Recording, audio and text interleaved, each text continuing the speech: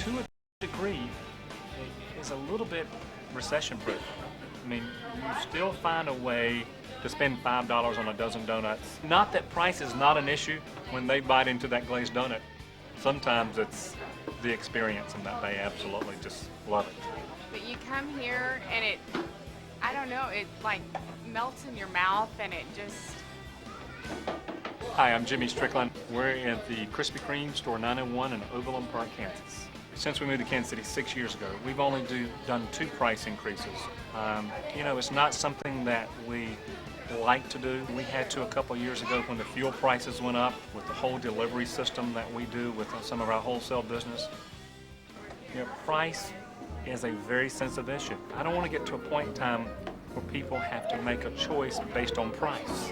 You know, they need to make that choice based on, we want to eat donuts. And I don't want mom or dad or anybody feeling like, oh God, let's not go buy Krispy Kreme because we don't want to spend $20. You know, we want to be able to have people that can come buy a couple of dozen donuts for $10, $11.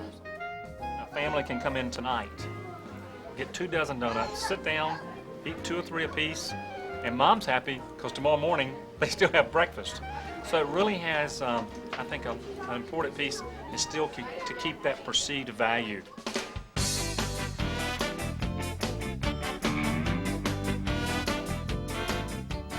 When we price our 2 dozen price comes up to be $9.82.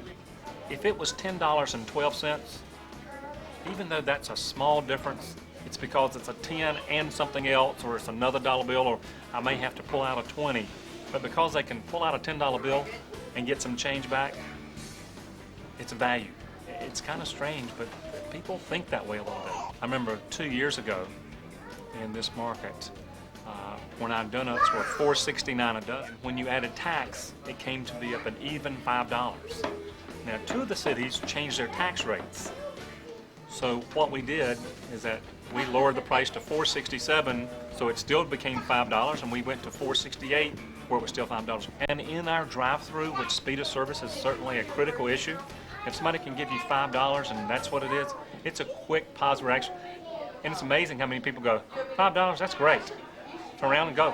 You don't let yourself not do good business decisions based on that. But certainly you have to look at that aspect of it. Where I live, people buy them for $8 a dozen. Each area developer has a responsibility of really looking at their market and setting those prices that they would feel comfortable, that they feel in their market fits what they do. You know, we look at Wichita, Springfield, Kansas City. Those are 3 separate markets.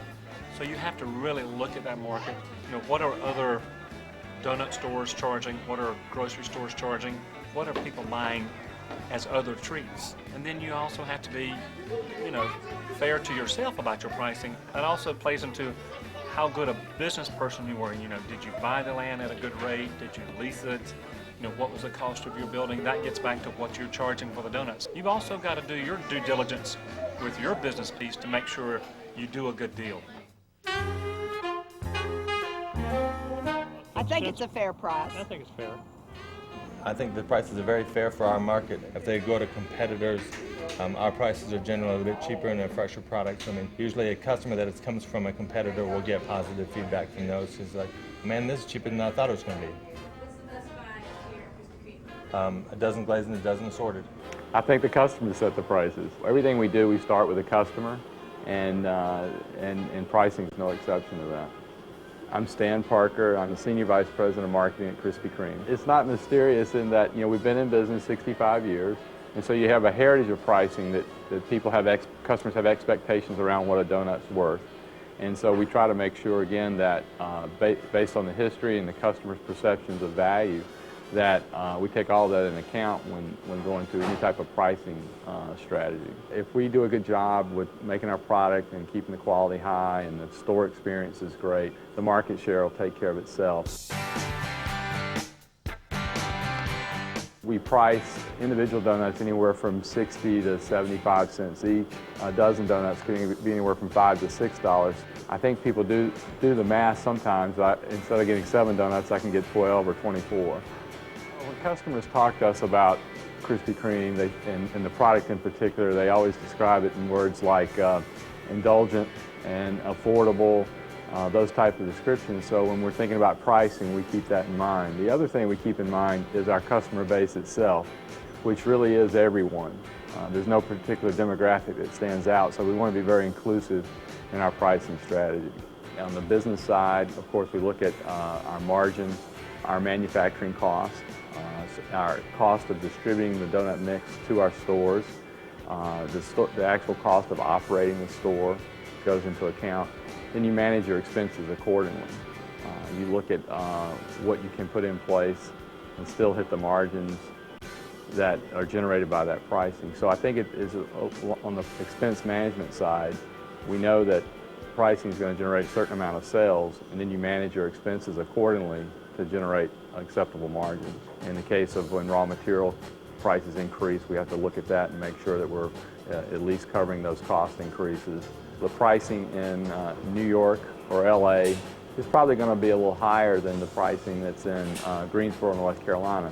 That simply reflects a higher cost of doing business in those markets, whether it be the cost of real estate for the store or the hourly cost of folks working in the store. Things like that go into account. When we have changes, generally you'll have a couple people that will address that and say, well, it used to be cheaper, because a lot of our customers are, again, regulars, and they're used to having that much money in their hand when they get to the register. Once they get into the adjustment phase, it's all good. It's just like gas prices. When gas prices go up, it's like, dang. But then, you know, it's it. Prior to taking a price increase, we will typically test that price increase in a few stores. Make sure there's no negative backlash on a price increase. We look at letters, 1-800 calls. We're looking to read customer count and guest check average. As we've expanded into new markets, I think what we found is the brand has such strength that we've probably been underpriced for many years in our heritage markets, and that as we elevate the customer experience, we try to give the customer something, some value added when we're taking price increase, not just to take a price increase. And I think we probably have a lot of upside on pricing as we try to give the customer more bang for their buck when they come to Krispy Kreme.